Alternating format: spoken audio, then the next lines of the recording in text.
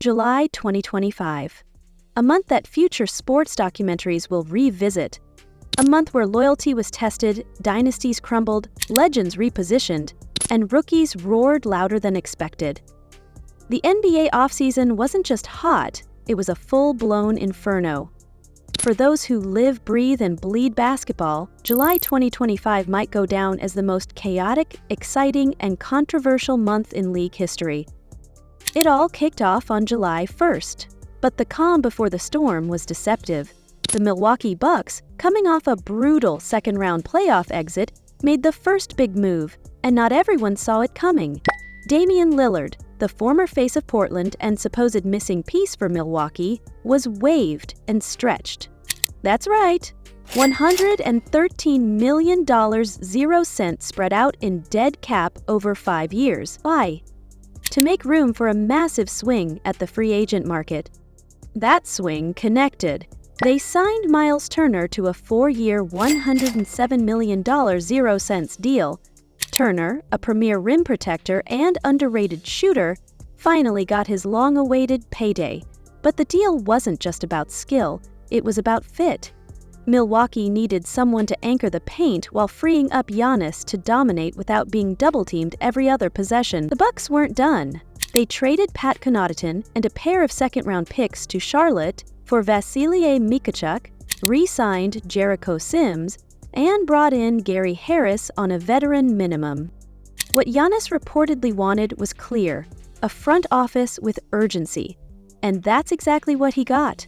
But the decision to part ways with Dame? It stung. Not just fans, but the league. Some insiders believe Lillard's tenure in Milwaukee will go down as one of the most abrupt and misunderstood partnerships in NBA history.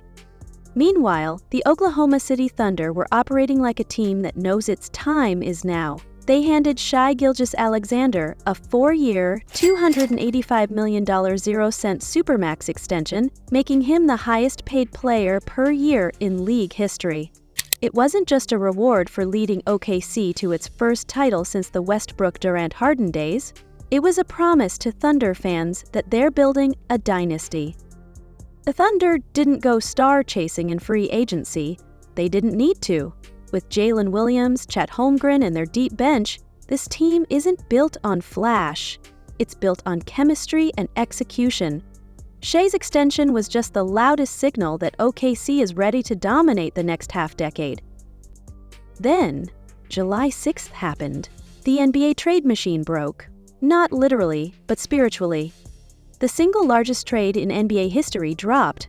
A 7-team, 13-player blockbuster with Kevin Durant at the center of it all. After another disappointing season in Phoenix, Durant reportedly requested a trade behind closed doors. And just like that, the Suns shipped him to the Houston Rockets in a mega deal that included Clint Capella from Atlanta joining KD in Texas.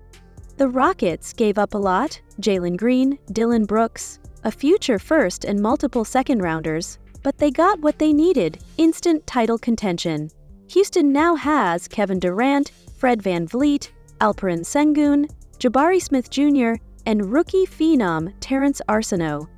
That's not a rebuild, that's a roster that screams 60-plus wins if they stay healthy.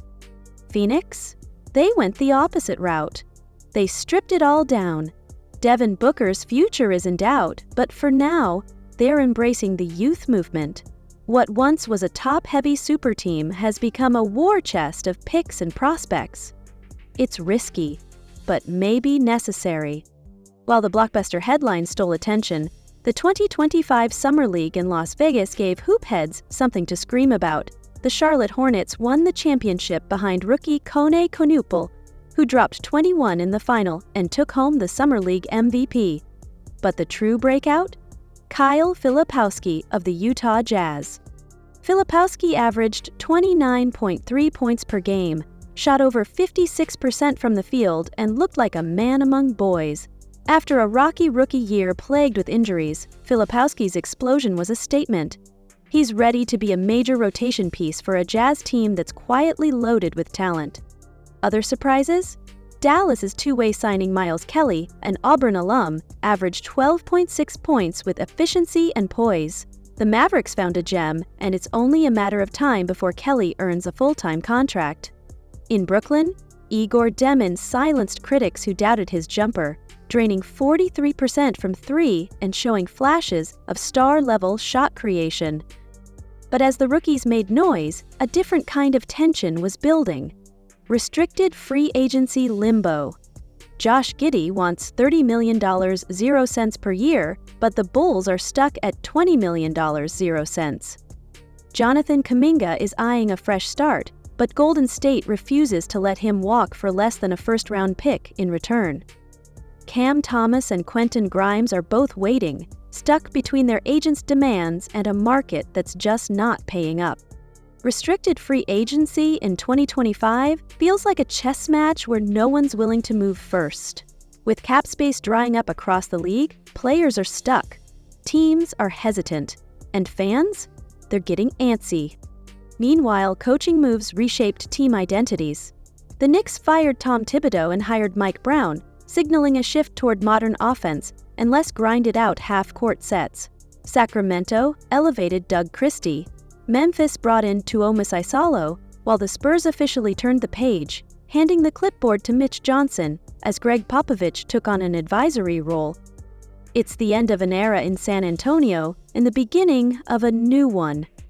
And just when you thought the month couldn't get any messier, Shaquille O'Neal dropped a media bombshell. On his podcast, Shaq declared that Rudy Gobert's career was overrated and that he would wear a dress to Gobert's Hall of Fame induction if it ever happened.